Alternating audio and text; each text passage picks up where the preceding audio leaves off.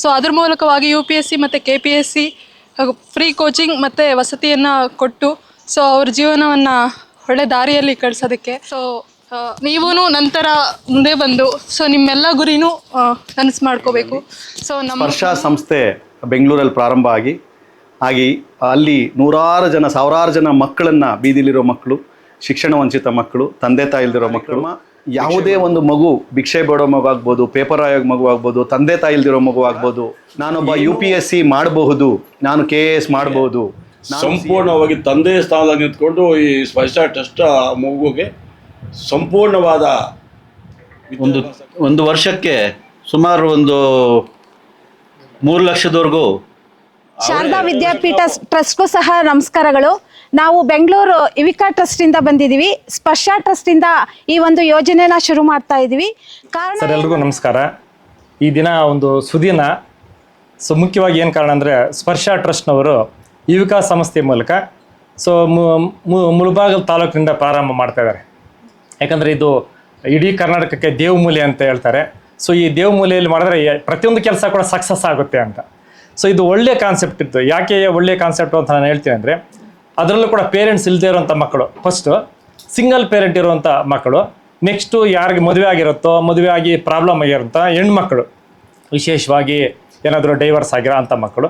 So ಜೊತೆಗೆ ಇನ್ನೊಂದು ಮುಖ್ಯವಂತ ಅಂಶ ಹೇಳಿದ್ರು ಸರ್ ಅವರು, ಏನಂದರೆ ಈ ಚಿಂದಿ ಆಯುವಂಥ ಮಕ್ಕಳು, ಅಂದರೆ ಏನು ಗ್ರೌಂಡ್ ಲೆವೆಲಲ್ಲಿ ಇರ್ತಾರೋ, ಗ್ರಾಸ್ ಲೆವೆಲಲ್ಲಿ ಇರ್ತಾರೋ, ಏನೂ ಕೆಲಸ ಪಾಪ ಅವರು ಜೀವನ ನಡೆಸೋದು ಕಷ್ಟ ಇರುತ್ತೆ, ಓದಿಸೋದು ಕಷ್ಟ ಇರುತ್ತೆ. ಅಂಥ ಎಲ್ಲ ಮಕ್ಕಳಿಗೂ ಕೂಡ ಒಂದು ಒಳ್ಳೆಯ ವಿದ್ಯಾಭ್ಯಾಸ ಮಾಡಿ, ಅದರಲ್ಲೂ ಕೂಡ UPSC ಅಂಥದ್ದು, KPSC ಪ್ರತಿಯೊಂದು ಸ್ಪರ್ಧಾತ್ಮಕ ಪರೀಕ್ಷೆಗೆ ತಯಾರು ಮಾಡೋದಕ್ಕೆ ಅಂಥ ಮಕ್ಕಳಿಗೆ ವಿಶೇಷವಾಗಿ ಒಬ್ಬೊಬ್ಬ ಮಗುಗೆ ಸುಮಾರು 3 ಲಕ್ಷ ಖರ್ಚು ಮಾಡಿ ಉಚಿತವಾಗಿ ಊಟ ವಸತಿ ಎಲ್ಲ ವ್ಯವಸ್ಥೆ ಮಾಡಿ ಓದೋದಕ್ಕೆ ಒಳ್ಳೆಯಂಥ ಒಂದು ಅಂದರೆ ಸಂಪನ್ಮೂಲ ವ್ಯಕ್ತಿಗಳನ್ನು ಒದಗಿಸಿ ಅವ್ರ ಮೂಲಕ ಒಂದು ಕೋಚಿಂಗನ್ನು ಕೊಡಿಸಿ ಒಳ್ಳೆಯ ಒಂದು ರೀತಿಯಲ್ಲಿ ಸೇವೆ ಮಾಡಬೇಕು ಅಂತ ಬಂದಿದ್ದಾರೆ. ಸೊ ಇದು ನಮ್ಮ ಶಾರದಾ ವಿದ್ಯಾಸಂಸ್ಥೆಯಿಂದ ಮೊದಲು ಪ್ರಾರಂಭ ಮಾಡ್ತಾ ಇದ್ದಾರೆ. ಸೊ ಮೊದಲಿಗೆ ಎಲ್ರಿಗೂ ಕೂಡ ಸ್ವಾಗತವನ್ನು ಬಯಸ್ತಾ ಇದ್ದೇವೆ.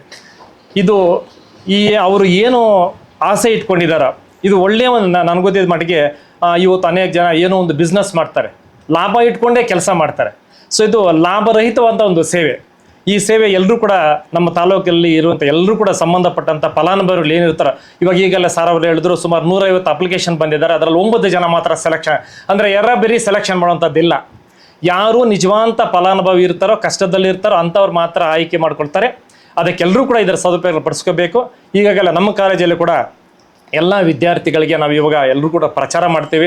ಈ ಪ್ರಚಾರದ ಮೂಲಕ ಎಲ್ಲರೂ ಕೂಡ ಸಂಬಂಧಪಟ್ಟವರು ಕೂಡ ಈಗಾಗಲೇ ಈ ಕಾನ್ಸೆಪ್ಟ್ ಏನಿದೆಯೋ ಅದನ್ನು ಕೂಡ ಒಂದು ಹ್ಯಾಂಡ್ ಬಿಲ್ಸ್ ಎಲ್ಲ ಕೂಡ ನಾವು ಇದು ಮಾಡ್ತೀವಿ. ಅದ್ರ ಮೂಲಕ ಎಲ್ಲ ಕೂಡ ಇದನ್ನು ಸದುಪಯೋಗ ಪಡಿಸ್ಕೊಂಡು ಈ ಒಂದು ಕಾರ್ಯದಲ್ಲಿ ತುಂಬ ಬಡ ಮಕ್ಕಳು, ಅದರಲ್ಲೂ ಕೂಡ ಯಾರು ವಿಶೇಷವಾಗಿ ಸಮಸ್ಯೆಯಲ್ಲಿರ್ತಾರ ಅಂಥ ಎಲ್ಲ ಮಹಿಳಾ ವಿದ್ಯಾರ್ಥಿಗಳು ಕೂಡ ಇದರ ಸದುಪಯೋಗವನ್ನು ಪಡಿಸ್ಕೊಂಡು ಇದನ್ನು ಯಶಸ್ವಿ ಮಾಡಬೇಕು ಅಂತ. ಸೊ ಮತ್ತೊಮ್ಮೆ ಎಲ್ರಿಗೂ ಕೂಡ ನಮ್ಮ ಅಧ್ಯಕ್ಷರಿಗೂ, ವಿಶೇಷವಾಗಿ ನಮ್ಮ ಆಲಂಗೂರು ಶಿವಣ್ಣ ಅವರು ಬಂದಿದ್ದಾರೆ, ಎಲ್ರಿಗೂ ಕೂಡ ಸ್ವಾಗತವನ್ನು ಕೋರ್ತಾ. ಸೊ ಈ ಒಂದು ಕಾರ್ಯಕ್ರಮ ಯಶಸ್ವಿ ಆಗಲಿ ನಮ್ಮ ಸಂಸ್ಥೆಯ ಮೂಲಕ. ಸೊ ಎಲ್ರಿಗೂ ಕೂಡ ಇದು ಮುಟ್ಲಿ, ಇದು 100ಕ್ಕೆ 100 ಭಾಗ ಇದು ಯಶಸ್ವಿ ಆಗಲಿ ಅಂತ ಈ ಸಂದರ್ಭದಲ್ಲಿ ನಾನು ಕೋರ್ಕೊಳ್ತಾ ಸೊ ನಾನು ಎಲ್ರಿಗೂ ಕೂಡ ಧನ್ಯವಾದವನ್ನು ತಿಳಿಸ್ತಾ ಇದ್ದೀನಿ.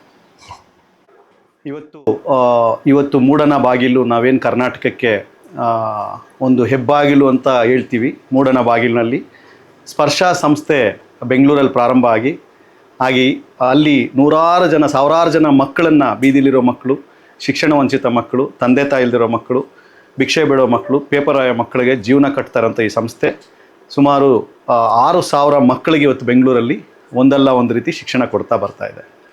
ಆ ನಿಟ್ಟಿನಲ್ಲಾದ ಪ್ರಾರಂಭವಾದಂಥ ಈ ಸಂಸ್ಥೆ ನಮ್ಮ ಸಂಸ್ಥೆಗೆ ಬಂದಂಥ ಯಾವುದೇ ಮಗು ಆಗ್ಬೋದು, ಅವರ ಜೀವನದಲ್ಲಿ ಒಂದು ದೊಡ್ಡ ಕನಸು ಕಟ್ಟಬೇಕು ಅಂತ ನಾವು ಪ್ರಾರಂಭ ಮಾಡಿ ಹೆಸರುಘಟ್ಟದಲ್ಲಿ ಒಂದು 250 ಮಕ್ಕಳಿಗೆ, ಗಂಡು ಮಕ್ಕಳಿಗೆ ವಸತಿ ಶಿಕ್ಷಣ ಕೇಂದ್ರ ಇದೆ. ಹಾಗೆ ದೇವನಹಳ್ಳಿಯಲ್ಲಿ ಕೂಡ 450 ಹೆಣ್ಣು ಮಕ್ಕಳಿಗೆ ವಸತಿ ಶಿಕ್ಷಣ ಕೇಂದ್ರ ಇದೆ. ಹಾಗೆ ಈಗ ಆಲಂಗೂರಲ್ಲಿ ಶಿವಣ್ಣ ಅವರ ಆಶೀರ್ವಾದ ಮತ್ತು ಅವರ ಕುಟುಂಬದ ದೇಣಿಗೆಯಿಂದ ಸುಮಾರು 8 ಎಕರೆ ಜಾಗದಲ್ಲಿ ಎಕ್ಸ್ಪೀರಿಯನ್ಷಿಯಲ್ ಲರ್ನಿಂಗ್ ಸೆಂಟರ್ ಮಾಡಬೇಕು. ಹಾಗೆ ಅಲ್ಲಿ ವೃದ್ಧಾಶ್ರಮ ಮತ್ತು ನೇಚರ್ ಕೇರು, ಆಯುರ್ವೇದಿಕ್ ಕೇರು, ಈ ಥರ ಎಲ್ಲ ಒಳಗೊಂಡಂಥ ಒಂದು ಕೇಂದ್ರನ ಮಾಡಬೇಕಂತ ಒಂದು ಯೋಚನೆಗಳು ನಡೀತಾ ಇದೆ. ಅದರ ಮಧ್ಯದಲ್ಲಿ ಬೆಂಗಳೂರಲ್ಲಿ ಯಲಹಂಕದಲ್ಲಿ ಯುವಿಕಾ ಅಂತ ಒಂದು ಪ್ರೋಗ್ರಾಮನ್ನು ಸ್ಪರ್ಶ ಸಂಸ್ಥೆ ಡಿಸೈನ್ ಮಾಡಿದೆ.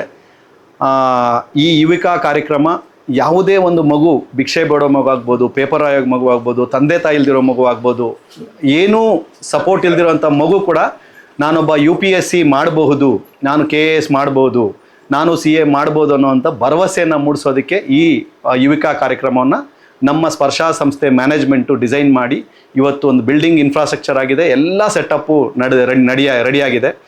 ಅದಕ್ಕೆ ಇಡೀ ಕರ್ನಾಟಕದಾದ್ಯಂತ ನಾವು ಯಾರು ರೈಟ್ ಕ್ಯಾಂಡಿಡೇಟ್ಸು ಅಂದರೆ ತಂದೆ ತಾಯಿ ಇಲ್ದಿರೋವಂಥ ಹೆಣ್ಣುಮಕ್ಕಳು, ಸಿಂಗಲ್ ಪೇರೆಂಟ್ಸ್, ತಂದೆ ಇದ್ದು ತಾಯಿ ಇಲ್ದಿರೋ, ತಾಯಿ ಇದ್ದು ತಂದೆ ಇಲ್ದಿರೋ ಹೆಣ್ಣುಮಕ್ಕಳು, ಹಾಗೆ ಚೈಲ್ಡ್ ಕೇರ್ ಇನ್ಸ್ಟಿಟ್ಯೂಷನ್ಸ್, ಈಗ ಅನಾಥಾಶ್ರಮ ಅಥವಾ ಆಶ್ರಮಗಳಲ್ಲಿ ಬೆಳೆದಂಥ ಹೆಣ್ಣುಮಕ್ಕಳಿಗೆ ಈ ಕಾರ್ಯಕ್ರಮದಲ್ಲಿ ನಾವು ಅವರನ್ನು ನೋಂದಣಿ ಮಾಡಿಕೊಂಡು 3 ವರ್ಷಗಳ ಕಾಲ ಸಂಪೂರ್ಣವಾಗಿ ಉಚಿತವಾದಂಥ ಶಿಕ್ಷಣ, ತರಬೇತಿ, ಬೇರೆ ಬೇರೆ ಕಂಪ್ಯೂಟರ್ ತರಬೇತಿ ಆಗ್ಬೋದು, ಯೋಗ ಆಗ್ಬೋದು, ಮೆಡಿಟೇಷನ್ಸ್ ಆಗ್ಬೋದು, ಬೇರೆ ಬೇರೆ ರೀತಿಯ ಅವರಿಗೆ ಸೌಲಭ್ಯಗಳನ್ನು ಒದಗಿಸಿ ಮತ್ತು ಅವರಿಗೆ ಇಂಡಿಯಾ ಫಾರ್ IAS ಅಂತ ಒಂದು ಹೆಸರಾಂತ ಮತ್ತು ಎಫೆಕ್ಟಿವ್ ಟ್ರೈನಿಂಗ್ ಸೆಂಟರ್ ಅಂತ ಇಡೀ ಕರ್ನಾಟಕದಲ್ಲಿ ಗುರುತಿಸ್ಕೊಂಡಿರುವಂಥ ಸಂಸ್ಥೆ. ಈ ವರ್ಷ 24 ಜನ UPSCಗೆ ಸೆಲೆಕ್ಟ್ ಆಗಿರೋದು ಹೈಯೆಸ್ಟ್ ಕರ್ನಾಟಕದಲ್ಲಿ ಇಂಡಿಯಾ ಫಾರ್ IAS ಇಂದಾಗಿದೆ. ಅಂಥ ಒಂದು ಸಂಸ್ಥೆಯ ಒಂದು ಸಹಕಾರ ಪಡ್ಕೊಂಡು ಕೋಚಿಂಗ್ ಮುಖಾಂತರ ಈ ಒಂದು ಕಾರ್ಯಕ್ರಮನ ನಾವು ಪ್ರಾರಂಭ ಮಾಡಿದ್ದೀವಿ.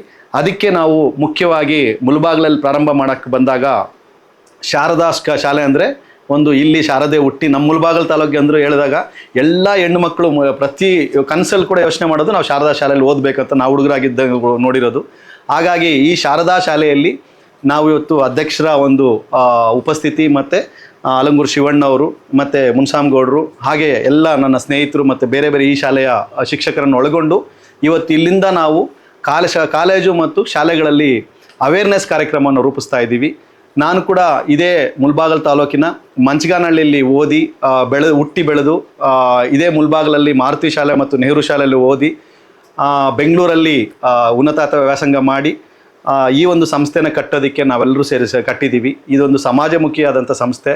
ಹಾಗಾಗಿ ನಾನು ಬೇಡ್ಕೊಳ್ಳೋದೆ ಅಂದರೆ ಈ ಮುಳಬಾಗಿಲು ತಾಲೂಕಲ್ಲಿರೋಂಥ ಯಾವುದೇ ಒಂದು ಹೆಣ್ಣುಮಗು ಇದಕ್ಕೆ ಈ ಒಂದು ಯುವಿಕಾ ಕಾರ್ಯಕ್ರಮಕ್ಕೆ ಅಂದರೆ ತಂದೆ ತಾಯಿ ಇಲ್ದಿರೋರು, ಸಿಂಗಲ್ ಪೇರೆಂಟ್ಸು ಮತ್ತು ಸಂಘ ಸಂಸ್ಥೆಗಳಲ್ಲಿ ಓದಿದಂಥ ಹೆಣ್ಣುಮಕ್ಕಳು, ಹಾಗೆ ವಿಡೋರ್ ಯಾರಾದರೂ ಗಂಡ ತೀರ್ಕೊಂಡು ಒಂದು 30 ವರ್ಷಗಳ ಒಳಗಡೆ 30-35 ವರ್ಷಗಳ ಒಳಗಡೆ ಇದ್ದು ನಾನು ಜೀವನದಲ್ಲಿ ಏನಾದರೂ ಮಾಡಬೇಕು ಅಂದ್ಕೊಂಡಿದ್ರೆ ಅಥವಾ ಡೈವರ್ಸ್ ಆಗಿದ್ದರೆ, ಏನಾದರೂ ಕಾರಣಾಂತರಗಳು ಡೈವರ್ಸ್ ಆಗಿ ನಾನು ಓದಬೇಕು, ನಾನು ಜೀವನದಲ್ಲಿ ಏನಾದರೂ ಮತ್ತೆ ಮಾಡಬೇಕನ್ನೋ ಹೆಣ್ಮಕ್ಳು ಯಾರಾದಿದ್ದರೆ ತಾವು ದಯವಿಟ್ಟು ಈ ಒಂದು ನಾವೇನು ಈಗ ಮೀಡಿಯಾದಲ್ಲಿ ತೋರಿಸ್ತೀವಿ ಆ ಒಂದು QR ಕೋಡ್ಗೆ ಸ್ಕ್ಯಾನ್ ಮಾಡಿದ್ರೆ ಅಪ್ಲಿಕೇಶನ್ ಬರುತ್ತೆ.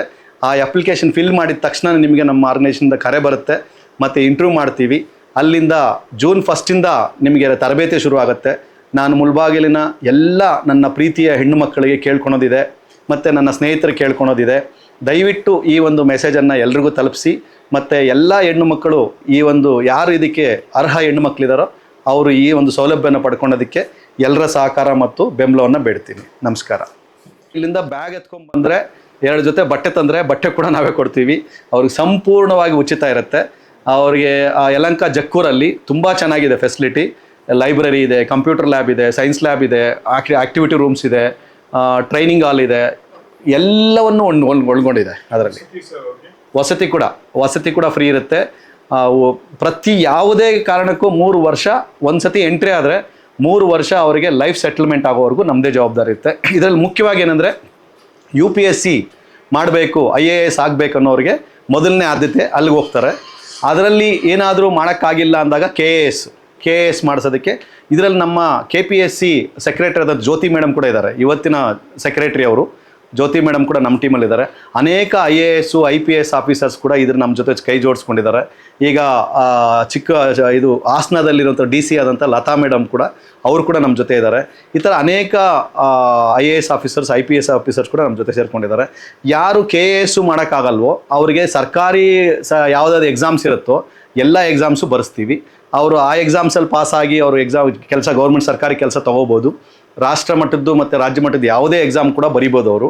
ನಂತರ ಇನ್ನೊಂದೇನೆಂದರೆ ಅಲ್ಲೂ ಆಗಿಲ್ಲ ಅಂದಾಗ ಇನ್ನೊಂದು 2 ವರ್ಷ 3 ವರ್ಷ ಆಯಿತು, ನಮ್ಮ ಜೊತೆ ಅನೇಕ ಕಂಪನಿಗಳು ಕೈ ಜೋಡಿಸಿದಾವೆ. ಅದರಲ್ಲಿ ಮುಖ್ಯವಾಗಿ ಬೆಂಗಳೂರು ಇಂಟರ್ನ್ಯಾಷನಲ್ ಏರ್ಪೋರ್ಟ್ ಅವರು ಇದ್ದಾರೆ, ಇನ್ಫೋಸಿಸ್ ಇದ್ದಾರೆ, ಬೇರೆ ಕಂಪನಿಗಳವರು, ಮತ್ತು ಅಕ್ಲಿಸ್ಟ್ ಅಂತ ಹೇಳಿ ಒಂದು ಇಂಟರ್ನ್ಯಾಷನಲ್ ಕಂಪನಿಯವರು, ದೊಡ್ಡ ಅಕ್ಲಿಸ್ಟ್ ಅಂತ ಒಂದು ಕಂಪನಿ ಇದೆ. ಈ ಥರದ್ದು ಒಂದು ಅಷ್ಟು ಕಂಪನಿಗಳವರು ಕೂಡ ರೆಡಿ ಇದ್ದಾರೆ. ನಾವು ಅವರನ್ನು ಅಲ್ಲಿ ಕಳಿಸಿದ್ರೆ ಅವರಿಗೆ ಕಂಪನಿಗಳಲ್ಲಿ ಕೂಡ ಕೆಲಸ ಆಗುತ್ತೆ.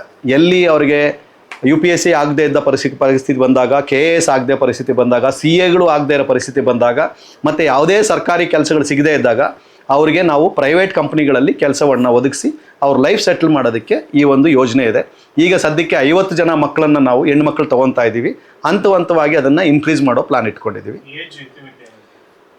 ಡಿಗ್ರಿ ಆಗಿರಬೇಕು, ಮಿನಿಮಮ್ ಗ್ರ್ಯಾಜುಯೇಷನ್ ಮಾಡಿದರೆ ಅಷ್ಟೇ. 21 ಆಗಿದ್ದರೆ, ಡಿಗ್ರಿ ಆಗಿದ್ದರೆ ಅವ್ರು ಎಲಿಜಿಬಲ್ಲು. 27 ವರ್ಷದವರೆಗೂ ಎಂಟ್ರಿ ಏಜ್ ಅಂತ ಕೊಟ್ಟಿದ್ದೀವಿ. ಎಂಟ್ರಿ ಏಜ್ ಇದೆ. ಸೊ 21ರಿಂದ 27 ವರ್ಷದ ಒಳಗಡೆ ಅವರು ಎಂಟ್ರಿ ಆಗ್ಬೋದು ಅಂತ. ವಿಡೋವರು ಮತ್ತು ಅದಕ್ಕೆ ಸ್ವಲ್ಪ ನಾವು ಲಿಬ್ರಲ್ ಮಾಡೋಕ್ಕೆ ನೋಡ್ತಾ ಇದ್ದೀವಿ.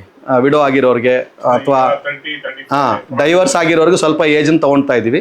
ಬಟ್ ಬೇರೆ ಏಜ್ಗೆಲ್ಲನೂ ನಾವು 21ರಿಂದ 27 ವರ್ಷದ ಒಳಗಡೆ ಅವರು ನಮಗೆ ಎಲಿಜಿಬಲ್ ಆಗ್ತಾರೆ ಈ ಕಾರ್ಯಕ್ರಮ. ಹೌದು. ಹಾಗಾಗಿ ಥ್ಯಾಂಕ್ ಯು ಸರ್, ಧನ್ಯವಾದಗಳು. ನಮ್ಮ ಶಾರದಾ ವಿದ್ಯಾಪೀಠ ಟ್ರಸ್ಟ್ ವತಿಯಿಂದ ನಡೆಸ್ತಿರುವ ಎಲ್ಲ ಅಂಗಸಂಸ್ಥೆಗಳ ಮುಖ್ಯವಾಗಿ ಬಂದಿರೋದ್ರಿಂದ ಅವ್ರಿಗೆ ನಮ್ಮ ಧನ್ಯವಾದ ತಿಳಿಸ್ತಾ, ಹಾಗೂ ನಮ್ಮ ಹಿರಿಯರಾದ ಶಿವಣ್ಣ ಅವರು ಹಾಗೂ ಎಲ್ಲ ಮಿತ್ರರಿಗೂ ಸ್ವಾಗತ ಹೇಳಿ, ನಮ್ಮ ಸಂಸ್ಥೆಗೆ ಬಂದಿದ್ದಕ್ಕೆ ಧನ್ಯವಾದ ಹೇಳಿ, ನಾವು ಎಲ್ಲ ರೀತಿಯಲ್ಲೂ ಸಹಕಾರ ನೀಡೋಕ್ಕೆ ಬದ್ಧರಾಗಿರ್ತೀವಿ ಅಂತ ಹೇಳ್ತಾ ನಾನು ಹೇಳ್ತೀನಿ. ಅದು ನಮಗೆ ಇಲ್ಲಿ ಇರೋದೇ ನಾವು ಶಾರದಾ ಬಾಲ್ಗೆ ಇದ್ದು ಕಾಲೇಜು ಅಷ್ಟೇ, ಹೈಸ್ಕೂಲು ಅಷ್ಟೇ. ಅದಕ್ಕೋಸ್ಕರ ನಾವು ಮೇಯ್ನಾಗಿ 30 ವರ್ಷದಿಂದ ಬಾಲ್ಗೆ ಹೆಣ್ಮಕ್ಳಿಗೆ ಆದ್ಯತೆ ಇಟ್ಕೊಂಡು ಬಂದಿದ್ದೀವಿ. ಅದನ್ನು ಮುಂದುವರಿಸ್ತೀವಿ ಅಂತ ಹೇಳ್ತಾ ಇದ್ದೀನಿ. ನಮಸ್ಕಾರ. ಮೊದಲನೇದಾಗಿ ಸ್ಪರ್ಶಾ ಟ್ರಸ್ಟ್ ಅವರಿಗೆ Gopinathan team and family members of the Sparsha trust ಅವ್ರಿಗೆ ನಮ್ಮ ಮುಳಬಾಗ ತಾಲೂಕಿನ ಜನತೆ ಪರವಾಗಿ ಧನ್ಯವಾದ ಹೇಳಬೇಕು. ಯಾಕಪ್ಪ ಅಂದರೆ ನಮ್ಮ ತಾಲೂಕಲ್ಲಿ ವಿಧಿವಂಚಿತ ಹೆಣ್ಣುಮಕ್ಕಳು, ಎಸ್ಪೆಷಲಿ ನಾನು ತಾಯಂದ್ರಿಗೆ ಒಂದು ಮಾತು ಹೇಳಬೇಕು. ಯಾಕಪ್ಪ ಅಂದರೆ ಆ ತಾಯಂದ್ರಿಗೆ ಗೊತ್ತು ಮಗು ಎಷ್ಟು ಚೆನ್ನಾಗಿ ಓದ್ತಾ ಇದೆ ಅಂತ. ಹಂಗಾಗಿ ದಯವಿಟ್ಟು, ಯಾಕಂದರೆ ವಿಧಿಗೆ ನಾವು ಯಾರೂ ಆಟ ಹೋಗೋಕ್ಕಾಗಲ್ಲ. ಪಾಸ್ಟೇಟ್ಲಿ ಚಿಕ್ಕ ಮಾತಾಗ ಆ ಮಗುವನ್ನು ಬೆಳೆಸಿ ಚೆನ್ನಾಗಿ ವಿದ್ಯೆ ಕೊಟ್ಟು ಅದ್ರ ಜೊತೆಗೆ ಅನುಕೂಲ ಮಾಡುವಂಥ ಕೆಲಸ ಮಾಡ್ತಾ ಇದ್ದಾರೆ ನಮ್ಮ ಸ್ಪರ್ಶಾ ಟ್ರಸ್ಟ್ ಅವರು. ಇದನ್ನು ಗೋಲ್ಡನ್ ಆಪೋಸಿಟ್ ಅಂತ ತಗೋಬೇಕು ನಮ್ಮ ತಾಯಂದಿರು, ಎಸ್ಪೆಷಲಿ ಯಾಕಂದರೆ ಅವ್ರ ಮಕ್ಕಳು ಭವಿಷ್ಯ ಅವಾಗೆ ಚೆನ್ನಾಗಿ ಗೊತ್ತಿದೆ. ಇದು ಎಲ್ಲ ಮೂಲೆಗೆ ನೋಡಿಕೊಂಡು ನನ್ನ ಮಗು ಚೆನ್ನಾಗಿ ಓದ್ತಾ ಇದೆ, ಆರ್ಥಿಕವಾಗಿ ನಂಗೆ ತೊಂದರೆ ಆಗಿದೆ ಅನ್ನುವ ತಾಯಿಗೆ ಸಂಪೂರ್ಣವಾಗಿ ತಂದೆಯ ಸ್ಥಾನದಲ್ಲಿ ನಿಂತ್ಕೊಂಡು ಈ ಸ್ಪರ್ಶಾ ಟ್ರಸ್ಟ್ ಆ ಮಗುಗೆ ಸಂಪೂರ್ಣವಾದ ವಿದ್ಯಾಭ್ಯಾಸ ಕೊಡಿಸೋ ಜವಾಬ್ದಾರಿ ಇರ್ತದೆ.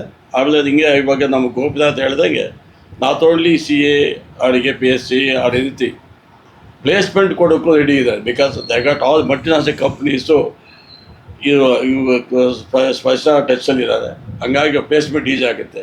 ಇದು ಮೂಲ ಉದ್ದೇಶ ಏನಪ್ಪ ಅಂದರೆ ಶೋಚನೆಗೆ ಪಡಪಟ್ಟಂಥ ಹೆಣ್ಣು ಮಗು ಆ ಮಕ್ಕಳಿಂದ ಉದ್ಧಾರ ಆಗಬೇಕು, ಮಕ್ಕಳಿಂದ ಸಂತೋಷ ಪಡಬೇಕು. ಯಾಕಂದರೆ ಅನ್ಫಾರ್ಚುನೇಟ್ಲಿ ಗಂಡ ಹೆಚ್ಚು ಕಮ್ಮಿ ಆಗಿದ್ದಾಗ, ಇಲ್ಲ ಸ್ವಲ್ಪ ಏನಾದರೂ ಫಿಸಿಕಲಿ ಅದು ಇದು ಹೆಚ್ಚು ಕಮ್ಮಿ ಆಗಿದ್ದಾಗ ಆ ಮಗು, ಆ ತಾಯಿ ಸಂತೋಷ ಪಡಬೇಕಾದ್ರೆ ತನ್ನ ಮಗು ಕಡೆಯಿಂದ ಆ ಸಂತೋಷ ಕೊಡುವ ಜವಾಬ್ದಾರಿ ಸ್ಪರ್ಶಾ ತಗೊಂಡಿದೆ.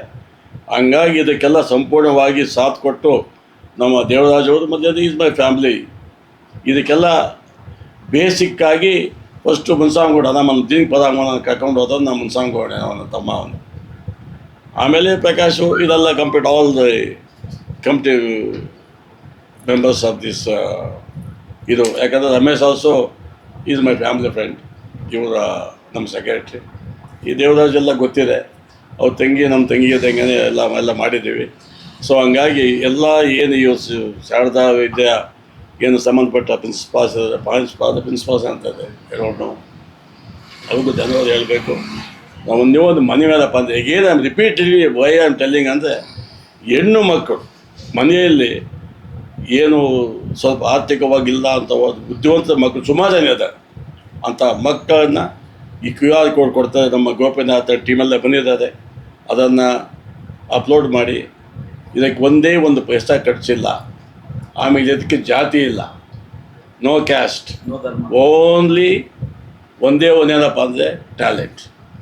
ಬುದ್ಧಿ ಇರುವಂಥ ಮಕ್ಕಳು ಬಂದರೆ ಅವರನ್ನು IAS IPS ಮಾಡೋ ಜವಾಬ್ದಾರಿ ಸ್ಪರ್ಶ ಟ್ರಸ್ಟ್ ತಗೊಂಡಿದೆ. ಹಂಗಾಗಿ ತಾವು ಮಾಧ್ಯಮ ಸ್ನೇಹಿತರು ಇನ್ನು ಹೆಚ್ಚೆಚ್ಚಾಗಿ ಅದನ್ನು ಸ್ಪ್ರೆಡ್ ಮಾಡಿ ನಮ್ಮ ತಾಯಿಯಂದಿರಿಗೆ, ನಮ್ಮ ಮಕ್ಕಳಿಗೆ, ಅವರು ನಮ್ಮ ಮಕ್ಕಳೇ, ಅವ್ರಿಗೂ ಅನುಕೂಲ ಆಗಬೇಕಂತ ನಿಮ್ಮ ಮುಖ ಅಂತ ನಾನು ತಿಳಿಸ್ತಾ ಇದ್ದೀನಿ.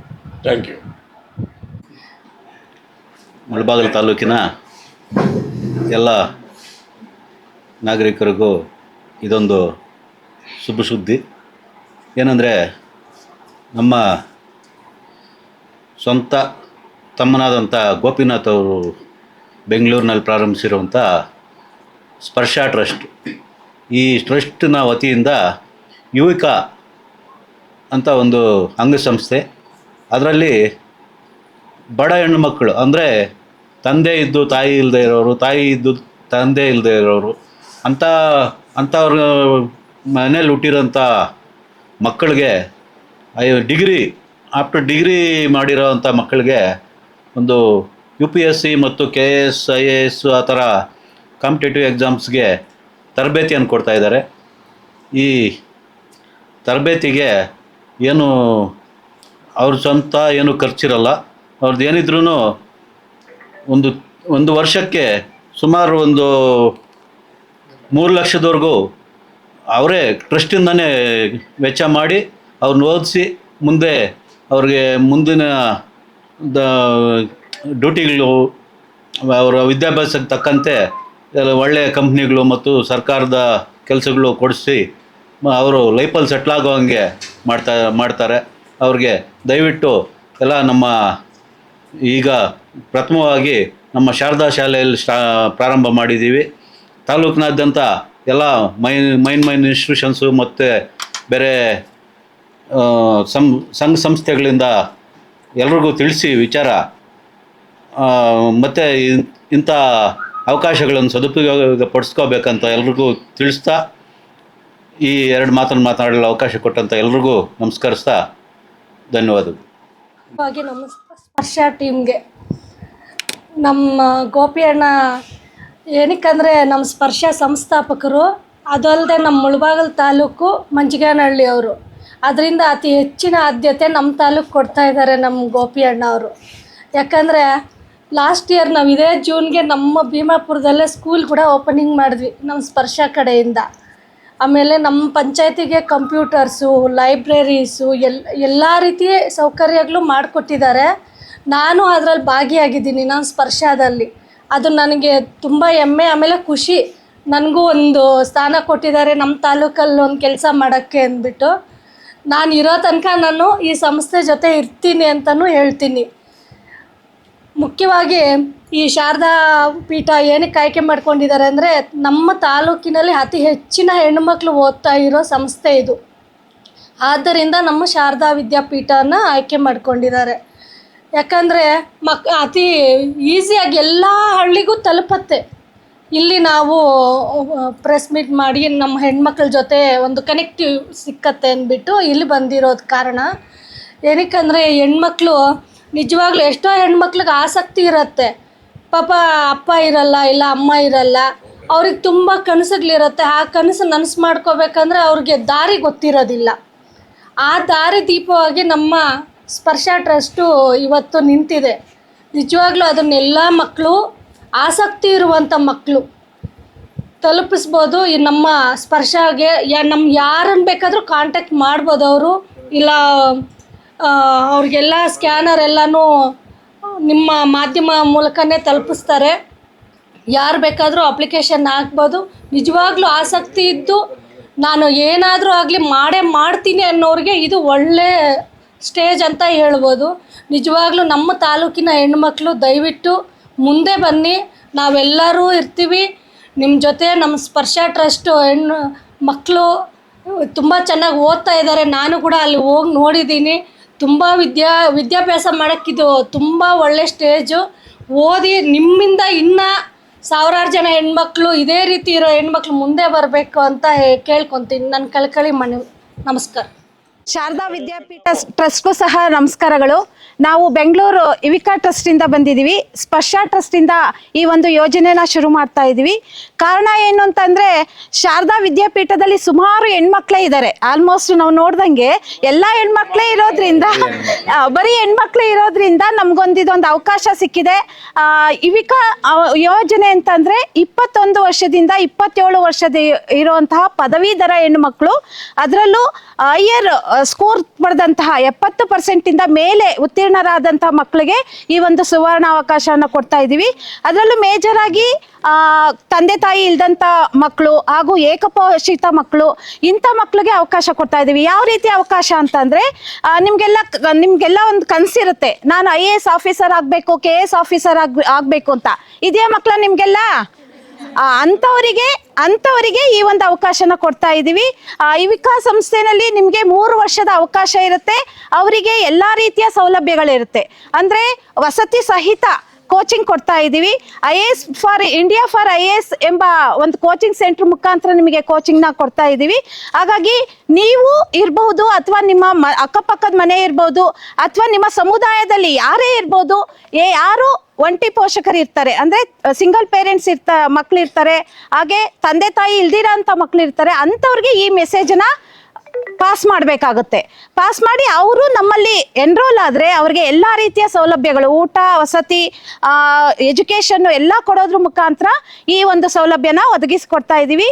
ದಯವಿಟ್ಟು ನೀವು ಎಲ್ಲರಿಗೂ ಈ ಮಾಹಿತಿನ ನಿಮ್ಮ ಫ್ರೆಂಡ್ಸ್ ಜೊತೆಗೆ ಸೇರಿ ನಿಮ್ಮ ಸಮುದಾಯಕ್ಕೆ ಹೋಗ್ತಿರಲ್ವಾ, ನಿಮ್ಮ ಕಮ್ಯುನಿಟಿನಲ್ಲೂ ಸಹ ಇದನ್ನು ಸ್ಪ್ರೆಡ್ ಮಾಡಬೇಕಾಗುತ್ತೆ. ಎನ್ರೋಲ್ ಮಾಡಿ ಈ ಅವಕಾಶನ ಪಡಿಬೇಕಾಗುತ್ತೆ. KS ಅಂದರೆ ಸುಮ್ಮನೆ ಸಿಗಲ್ಲ, IAS ಅಂದರೆ ಸುಮ್ಮನೆ ಸಿಗಲ್ಲ.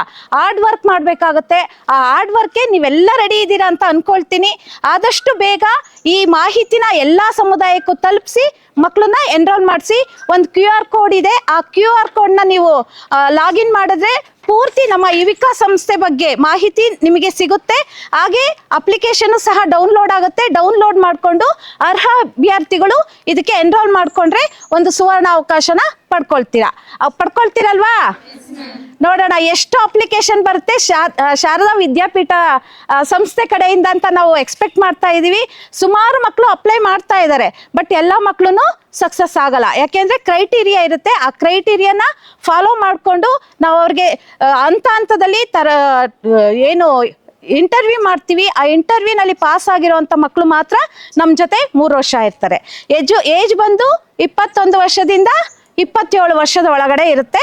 ಈಗ ಇನ್ನೊಂದು ಆಪ್ಷನ್ಸ್ ಕೊಟ್ಟಿದ್ದೀವಿ. ಯಾರು ಮದುವೆ ಆಗಿ ಗಂಡ ಜೊತೆ ಸಂಬಂಧ ಸರಿ ಇಲ್ದಲೆ ಡೈವರ್ಸ್ ಆಗಿರ್ತಾರೆ, ಆ ಥರದವ್ರಿಗೂ ಮತ್ತೆ ವಿಡೋ ಆಗಿರ್ತಾರೆ, ಅಂಥವ್ರಿಗೂ ಸಹ ಅವಕಾಶನ ಕಲ್ಪಿಸ್ಕೊಡ್ತಾ ಇದ್ದೀವಿ.